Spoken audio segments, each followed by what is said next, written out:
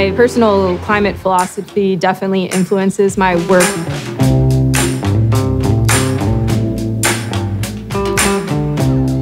I grew up with a respect for nature, always with the mindset of we have this gift and we need to take care of it and it needs to still be here, when we're gone.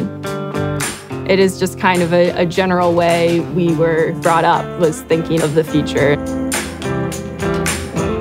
I think it's extremely important that everybody does their part for climate change. Don't worry about what you haven't done yet, just do what you can.